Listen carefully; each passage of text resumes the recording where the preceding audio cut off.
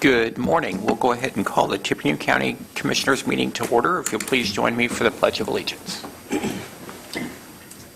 Pledge allegiance to the flag of the United States of America and to the republic for which it stands, one nation, under God, indivisible, with liberty and justice for all.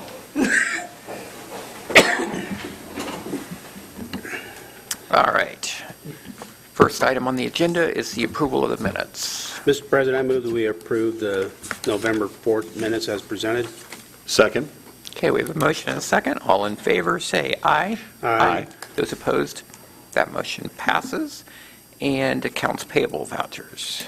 Mr. President, I'd like to recommend the claims from November 6th through November 18th, 2024 be approved without exception. So moved. Second. Okay, we have a motion and a second. All in favor, say aye. Aye. Those opposed, that motion passes. And payroll. Mr. President, I would also like to recommend the payroll dated November 8th, 2024 be approved without exception. So moved. Second. All in favor, say aye. Aye. Those opposed, that passes. And Highway Department.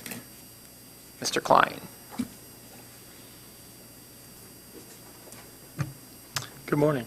Morning. First item we have is bids taken under advisement from last meeting on the Pretty Prairie Dam decommissioning culvert tip 164 replacement. We have reviewed the bids, and the low bidder was received from Ottenweller Contracting in the amount of $2,192,089, and the review has shown it to be correct and without any unbalancing or other abnormalities. So we recommend acceptance of the contract. Mr. President, I move that we approve the bid as stated. Second. Okay, we have a motion and a second to award that bid. Any further discussion? Hearing none, all in favor say aye. Aye. Those opposed, that motion passes. Along with the same project, we have amendment number 2 to the Christopher B. Burke Engineering contract that adds inspection services to their contract through amendment number 2, adding $177,800 to that contract, moving to a total of $561,200. Mr. President, I move that we approve amendment number 2 as outlined by our highway engineer. Second. Okay, we have a motion and a second. Any further discussion on that? Hearing none, all in favor say aye. Aye. Those opposed, that motion passes. Thank you very much. Thank you. All right, next we have a resolution for the reauthorization of the syringe exchange program. Again, that would be a 2-year extension. I know there's probably a lot of people here in the audience that would like to speak to that, so unless there's anything that any of the commissioners would like to say beforehand, we'll open it up to the floor. Oh, you have for my presentation. Oh, you have a presentation. Yes. Okay, yes. all Sorry. right. Okay. Threw me off. Okay. And it's up and running. Okay.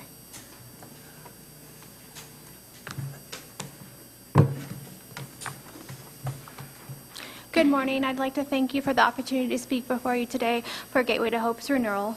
First, I'd like to present you with our letters of support, most notably a letter from Mayor Easter and Chief Galloway. Can we go to the next slide?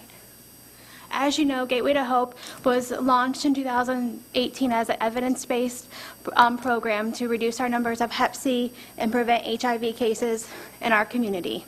Next slide. Last year, we had the privilege of moving into 2300 Ferry Street. We rent that location from the Recovery Cafe. The location has been amazing for us as far as how we're able to expand our services and better serve the community. We're now open every Tuesday, Wednesday, and Friday from 4 to 6, and every Saturday from 10 to 1. The goals. They're pretty much the same they've always been: to reduce the Hep C cases and HIV cases in our county, provide a safe disposal of all syringes, provide Narcan to people who are struggling with active substance use disorder to prevent overdose deaths, connect our participants to treatment options, including medication-assisted therapy programs and other social services. A goal moving forward is increase our mobile usage and our locations, and then continue to educate the people who need it the most on drug trends to prevent wound infections and overdose deaths. Now the data, the real meat of the presentation. Since we last came before you, we've had over 2,556 visits, 615 active participants. Most notably, we've had 357 new participants. That's a large number of new participants, and I do attribute that to the new location and having the fixed location and the word of mouth that's been able to grow.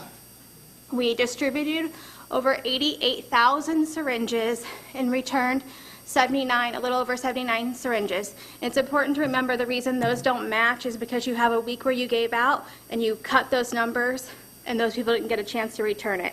However, our return rate is 89.9%, which is above the national average. We've taken in over 46,000 syringes. Those are syringes that would not have been safely disposed of, that we were able to safely dispose of due to having the syringe service program. Our return rate, if you include those syringes, is over 126,000, which puts us at a total return rate of 142.9%, which is pretty remarkable. So the community number then is our folks who are not participating in the program. But because we have the funding through having a syringe service program, we're able to dispose of those syringes. Prior to having a syringe service program, we wouldn't have had the funding to do that. Would that be like insulin syringes and things like that? Mm-hmm. Okay. Or Thank you. like testosterone, insulin, yeah, anything like that. Okay. Weight loss medications are pretty popular. Yeah.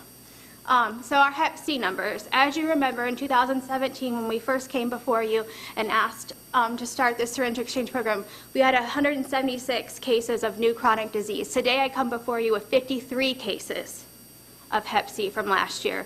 To say that this program isn't successful, the numbers speak for itself. That's a huge drop in Hep C cases in our community. And that is because we're able to test the people who need it the most. We do education, our safe supplies prevent further cases in our community, and we're able to get them treated. And do you have those stats for statewide or nationwide as far as Hep C rates? I don't. I can get those to you afterwards. I'm sorry. In the past, everyone's only asked about our rates, so I just prepared our rates. Okay, linkage to care. We've given over 1,400 doses of Narcan, and that's Narcan into people who are at the most risk of overdosing. Those are actual doses that went out to participants. Over 590 of our participants have met with a peer recovery coach that allows them to get access to treatment and to better serve them on a peer level that I can't provide them. Most notably is our clothing resource, 519. That's really due to us having that new location. We used to have a clothing rack that was this big at 629 at the end of the hall. Now we have a huge room, and we're able to serve not just our Gateway to Hope participants, but Recovery Cafe members and anyone that knocks on the door during Gateway to Hope hours. That's 519 people. But each person typically gets 4 clothing items, so that's a lot of clothing resources that went out into our community. The food, 340, that's new as a linkage to care, and that's because we have partnered with food finders, and we now have the ability to store food, so we're able to give out food. So that's new since we came before you last time. The wound care, 386. Most of that wound care is actually done in the last 6 months. And that's due to xylazine. Xylazine is used in animal veterinary medicine. It's not approved for human use, but unfortunately it's made its way into illicit drug use, and it does cause wounds. It's a lot of times when you think of a wound, you think of a wound where you injected, but this is wherever the chemical deposits on the person's body. So we do a lot of wound care. I actually don't even go in the room and do the actual syringe exchange program anymore because I'm in a separate room that's dedicated to wound care because we're doing that much wound care. And we also have standing antibiotics for people who develop a secondary infection from those wounds to give those out. That is 386 people that didn't have to go to the ER in our community. So that does reduce the barrier on the local hospitals. Next slide. Gateway to Hope, syringe service programs, their number one education prevention is always on infectious diseases, right? Hep C and HIV cases in our community. However, the reason we call our syringe service program as Gateway to Hope is because we wanted to focus more on than just the syringe. In the last 2023, we provided 13 harm reduction, substance use training, and naloxone trainings. This year so far, we've done 18 of those trainings. Last year, we dispensed 219 doses of Narcan during those trainings. This year, 332. We're currently working with Greek houses at Purdue to train all sororities and fraternities on harm reduction, the drug trends, and naloxone training. We're working to increase our naloxone boxes in the community, increase training to local school staff so they know the current drug trends and educate and what to watch out for. We would like to continue to have a decrease of our Hep C numbers, continue to educate the public on illicit drug use, especially with buying medications online. That's been really big in the news in the U.S. There's online pharmacies that are popping up that aren't legit pharmacies, and people are going online and buying Adderall, and it's laced with fentanyl, and that's causing overdose deaths. So we are working on doing education with the community on that, and we'd most importantly like to continue our partnership with Recovery Cafe so that our participants can visualize a pathway forward. All right, so what the experts say about when a syringe service program is not renewed. Following the closure of the needle exchange, significant increases were found in the percentage of respondents who reported an unreliable source of their primary syringes. Respondents reports of the frequency of reusing of syringes, and percentage of respondents who reported sharing of syringes. Another quote, our work shows that shutting down the syringe service programs has intermediate and detrimental impacts on the people who use drugs and the broader community. Finally, the suspension of the program fundamentally changed the public health landscape for people who inject drugs, ushering a new era of increased risk for bloodborne infections and overdoses. These data demonstrate that when social political forces subvert evidence-based programs, the most vulnerable suffer. The reason I chose these three quotes is, one is from 1999. For 25 years, we know that when you close down a syringe exchange program, the community suffers. Today, I'm asking for renewal for our program so our community does not suffer, and we can continue to serve our population. Thank you. Do you have any questions? First, breathe. I know. I've been stressed out. Okay. Very well. Thank you. My name is Kayla, K-H-A-L-A, Hostetler, H-O-C-H-S-T-E-D-L-E-R. It's a lot. So, Kayla, go ahead. Yeah, go ahead. So the question that I have, when you first launched at our old health department in the Centennial neighborhood, one of the things that you did was you had a group of volunteers that went out and policed the neighborhood to make sure that there was a cleanup effort going on, because the concern is always that needles would be left somewhere and a child would pick them up, or somebody would pick them up and get stuck. What are you doing at the current site? She takes out a group every Friday at 10 a.m. and we do community pickup. We not only target our neighborhood that we're located in, but other neighborhoods in the community and local parks. And are you finding? We're not finding syringes, but we're finding a lot of trash. Thank you. Yep. I guess my question is, and are we getting some success? Are we seeing people that are walking in, been started with the needle exchange, now they're getting the help? Are they off the needle exchange? I actually have a success for you to hear today. Okay. Well, Yes, we are getting successes. Since moving to the new location, it's much easier to get successes, just because we have those other rooms available where we can move people to have that conversation, which was very limited when we were at transitional housing and we were all trying to operate out of that one room. And medication-assisted therapy is more readily available. So yeah, we are getting a lot of successes. okay. Thank you. And there are people that would like to speak in favor of it if you... Thank you. Certainly. Any comments before we get started? No, sure. All right. Those who would like to speak?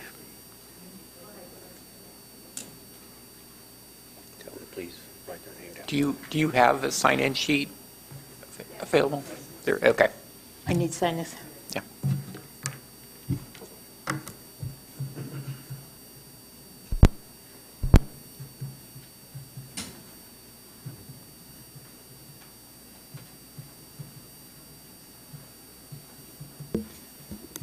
And then just as a general housekeeping, if folks could try to keep their comments to 3 minutes or less, that'd be helpful. Okay, I'm Diana, and I am one of Gateway to Hope success stories. I had moved here to Lafayette from Indianapolis in 2018, and when I heard that they had opened up a needle exchange, I was one of their first clients to jump on that. One of the things that they offered was they educated me for Hep C and HIV, and it can be transmitted into water we use and everything else. So that came in the kits to use and to have a healthy use of drugs. But so today, I never tested positive for HIV or STDs or Hep C. We do all those testings now. And one of the things that they did do also was, be there for me when I was ready to quit. They helped me with any resources that I needed and things like that. Also, when I had gone out of town for a little while and I came back and there was no housing available. So they wanted to know what they could help me with. And I needed bus passes to go around to look for housing. And I needed a sun hat to keep the sun off my face. So they were able to come up with that. Anything that I needed to help me to do, they did. And one of the biggest things that they did is they loved me until I could love myself. And now I am currently a contract worker for Gateway to Hope. And it's very fulfilling for me to do that and help somebody out there and just let them know that you can do this. And we're here to keep you alive until you're ready to be clean and help yourself become a productive citizen in the city. So, do you have any questions? Congratulations. Congratulations. I've been clean for 3 years Yeah. now. That's awesome. So- Yeah.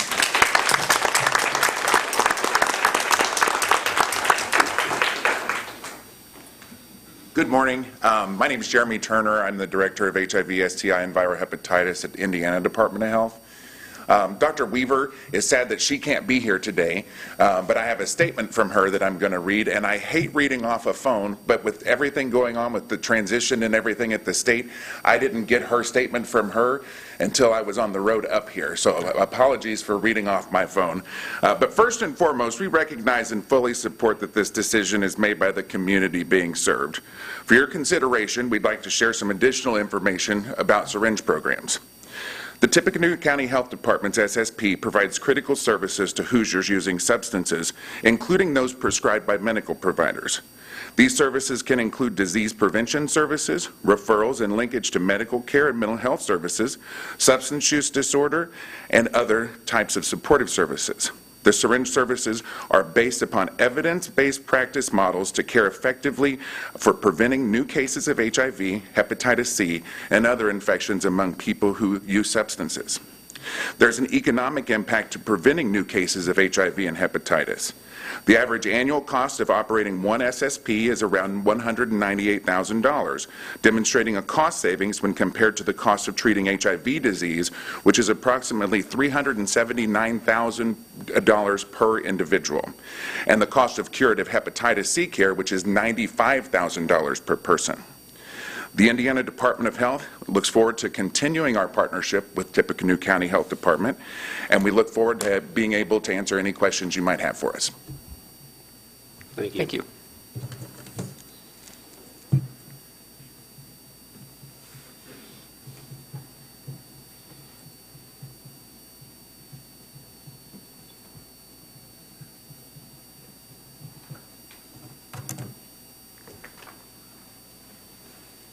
Good morning. My name is Carol Ott, and I am a member of the Tippecanoe County Board of Health. I am here today to read a letter that was approved and signed at the November 6th Board of Health meeting in support of Gateway to Hope. As members of the Tippecanoe County Board of Health, we support the Tippecanoe County Health Department's request to renew Gateway to Hope, the comprehensive support program for individuals experiencing substance use disorder. Gateway to Hope provides wraparound services including peer support services, testing for infections, wound care, referrals to medical and mental health care and transportation, as well as syringe services. Gateway to Hope is uniquely positioned to provide critical services to the most vulnerable individuals in our community who experience widespread stigma and bias that block their care in other healthcare settings. Comprehensive community-based support programs for individuals with substance use disorder, including the syringe service component, are highly recommended by major medical organizations, including the National Institute of Health, United States Centers for Disease Control and Prevention, World Health Organization, National Institute of Drug Abuse, and United States Substance Abuse and Mental Health Services Administration. The CDC reports that syringe service programs are proven and effective community-based prevention programs that can provide a range of services. SSPs protect the public and first responders by facilitating the safe disposal of used needles and syringes. The United States Department of Veterans Affairs completed a systematic review of the literature regarding syringe safety programs in December of 2023. The authors concluded that the programs are likely to lower HIV and hepatitis C transmission, reduce injection risk behaviors, increase overdose education, and facilitate referral to and enrollment in treatment services. At the same time, these programs do not increase injection frequency, unsafe syringe disposal practices, or neighborhood crime rates. Gateway to Hope is designed to be a low-barrier, easily accessible program to serve the most high-risk individuals. Beyond the harm reduction supplies provided, Gateway to Hope provides meaningful prevention services and treatment linkages for substance use disorder. Wraparound programs such as Gateway to Hope are one of our most effective tools in the fight to save the lives of our friends and neighbors who are affected by substance use disorder and to reduce the pain and suffering substance use disorder causes to individuals, their family members, and their greater community. We appreciate your support for the Gateway to Hope program. Thank you. Thank you.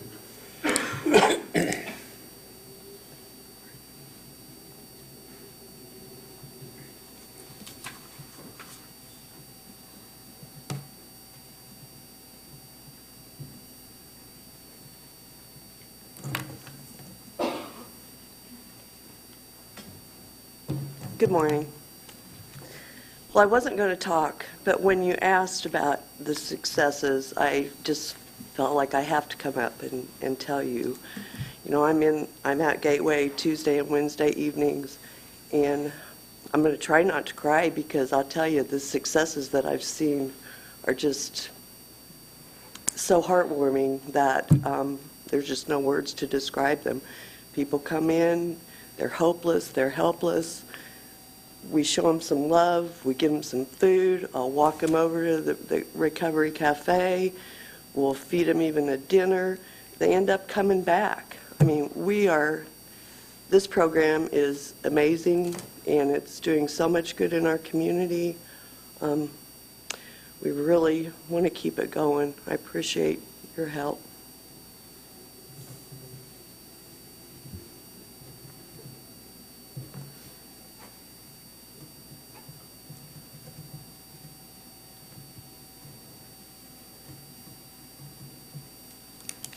Thank you. Thank you. Hi, I'm Paige Logan. I'm the program manager for Gateway to Hope. We had started just an online petition to kind of capture the community, Tippecanoe County, West Lafayette, and some of the comments I'm going to read some of the comments from that petition.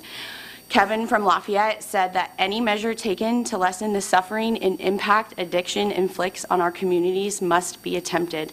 If we prevent one individual from contracting these horrific diseases, then it's well worth the efforts of this program. Please consider allowing the renewal of this program. Susan from Lafayette says, I live downtown. It is not unusual to find needles in quiet spaces and along alleys. The needle exchange minimizes the number of discarded needles in our public spaces. Continue this important service. And then Megan from West Lafayette, One life is one too many lost. If we can provide a safe way for people to cope with substance use disorders, we should. Meanwhile, we can aid their path to recovery. Recovery is possible, but not if you are not alive to achieve it.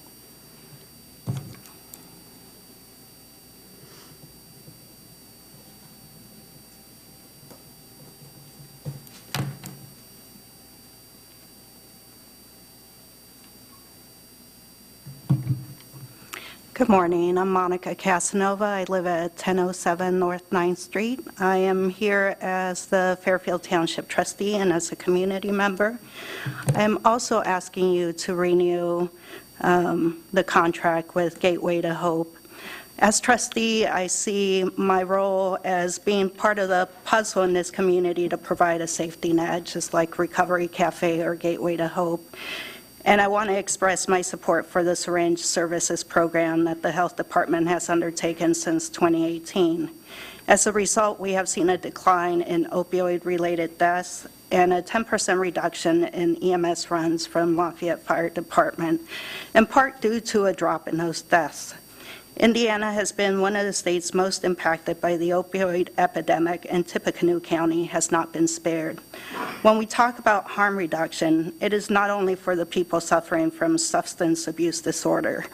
It reduces communicable diseases in all of our community. According to the CDC, SSPs are associated with an estimated 50% reduction in HIV and HCV infections. That is not only a benefit to our family, friends, and neighbors who suffer from substance abuse disorder, but it is a net positive for all of us. I am proud to be one of 8 counties who offer a syringe service program that provides a bridge to services like testing and mental health services. So I ask that you vote to approve a 2-year renewal for Gateway to Hope today.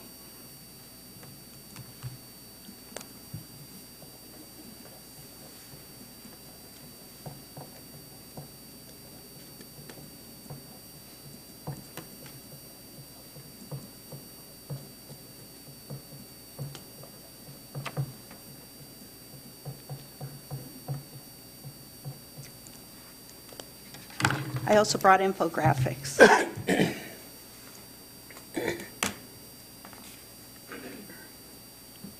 Thank you. Thank you.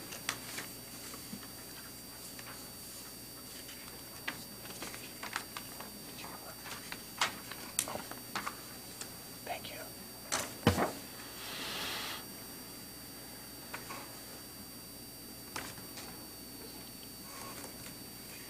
Okay. Is there anyone else?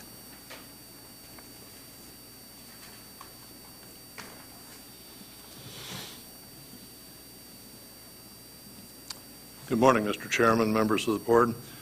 I'm Charles Short from West Lafayette. I'm the current board president for Surf Center, which is the quietly organized 12-step program organizer in downtown Lafayette.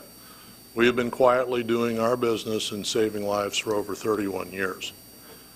We believe that it is in the best interest of the community at large as well as the county to continue this program for the simple reason that it provides an additional touch to some of our most seriously addicted individuals, and it allows them to get into treatment faster and in a better method than anywhere else. We provide recovery support services, not medical assisted treatment or other items, but we fully recognize that all paths lead to recovery.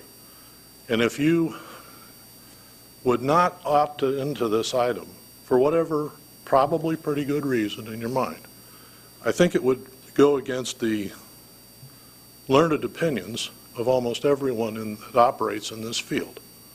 I have not been in this field for very long, but I have come to respect and appreciate the hard work and diligence and scholarship of most of the folks that you've heard from this morning.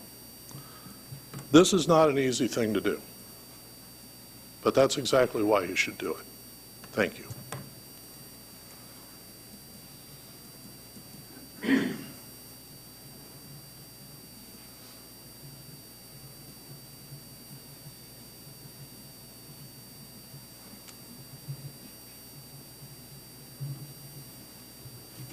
Thank you. Thank you. Is there anyone else?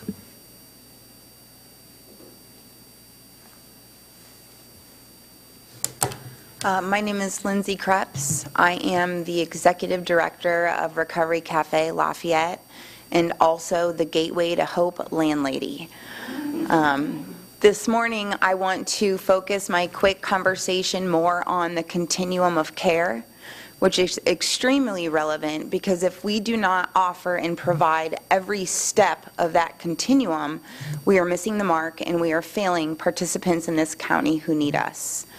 I have had an opportunity to observe a slew of individuals coming in as anonymous participants and then by choice choosing to walk next door to become a part of the cafe's services and be known by name. And that right there is such an important factor for individuals to continue feeling seen and heard to keep moving forward within their recovery. People cannot go out in this community and look for services and hit walls. And when we remove steps of that continuum, we are asking them to ride face first into one. Thank you.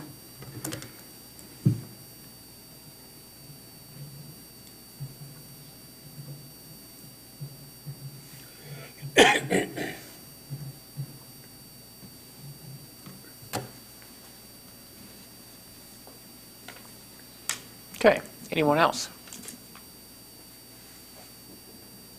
Comments from commissioners?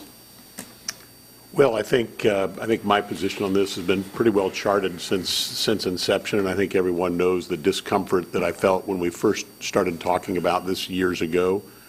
I think the proof is in the numbers that we are seeing, and I am pleased to hear success stories, but know that there's still a lot of work to do out there. And this program, Gateway to Hope, is central to that work. So my plan is to continue to support the program as I have in the past. Well, and I kind of agree with Tracy. Success. That's what we wanted. That's the only reason I voted for this the very first time. I mean, I know you're thinking it's easy to say, oh, all we're doing is giving the addict more needles, more syringes, more this, but we get you in the door and we get the success. And to me, that's the best part about it. So, congratulations again. Well, and as Commissioner Brown mentioned, I mean, everybody knows how I voted on this in the past, and I don't intend to change my vote today. I do commend the Health Department in offering the wraparound services that were discussed today. I think that's very warranted and something that could even continue even without a needle exchange program. But, you know, my fundamental opposition to this particular program is we don't know, you know, what, if we're doing any good.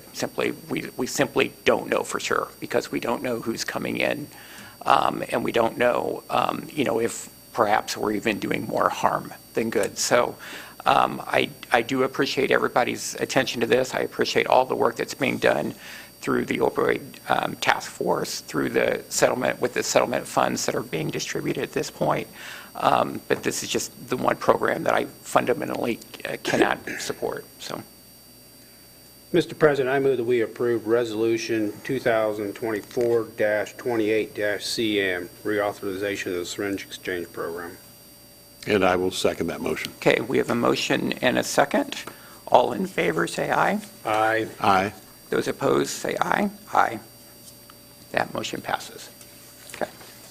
All right. Thank you all. All right. We have another authorization to authorizing, or resolution authorizing purchase of a cyclone technology center cleaner. I'm sorry. I'm going to turn it over to Doug to explain the process here. All right. Yeah, so this is a resolution. It's a special purchasing method. You're not taking bids for this. Andy Klein at the fairground has communicated that the cleaning needs at the fairgrounds are unique with the 125,000 square feet of concrete. The Cyclone Technology Cleaner apparently meets the needs fairly well. And I should have let Andy talk about the the You got it. ins and outs of what's needed. But the only supplier for this is Best Equipment Company. And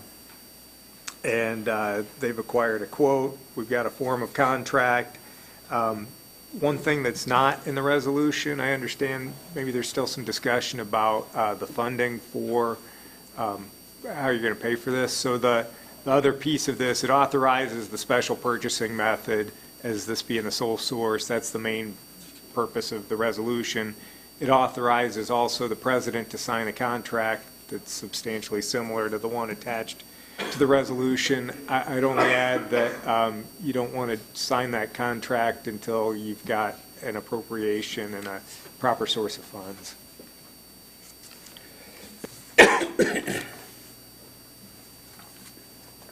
That's about it. No, just as a pathway to see if we can afford to buy this piece of equipment. It's about the best thing out there. It's the only option I have. This company sells all across the United States.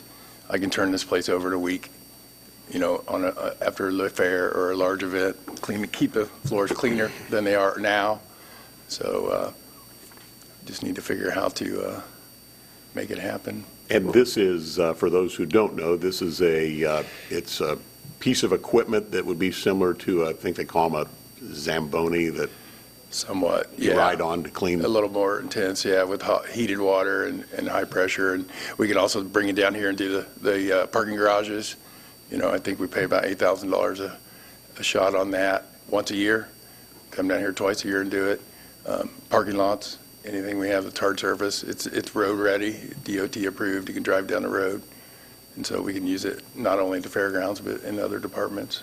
So it works on the grooved floors, the concrete Yes. floors that you have in addition to smooth floors? Yeah, Okay. the need is for the groove floors, which are 90% of the floors in the facility. Yeah. They're the most difficult to clean. It's just too labor intensive to be walking behind power washers, and takes too long. Okay. Mr. President, I would move for adoption of Resolution 2024-27-CM authorizing the purchase of the Cyclone Technology Cleaner. Second. Okay, we have a motion and a second. Any further discussion? And I just, once again, reiterate, don't sign the contract until you got the money for I it. detached it. Okay, So, all in favor, say aye. Aye. Those opposed? That motion passes. Thank you very much. Thank you. All right. Next, we have an engagement letter for review of receiving processes for community corrections. And this is basically just a contract with Huth Thompson LLP. It's just a matter of making sure how money is coming in is getting recorded correctly, and works with the auditor on making sure all the process is done correctly. So, With a cost estimate of between $5,000 to $8,000. correct. So saying that, Mr. President, I move that we approve this agreement as presented. Second. Okay, we have a motion and a second. Any further discussion? Hearing none. All in favor, say aye. Aye. Those opposed? That motion passes. All right. Grants. Sharon. Good morning.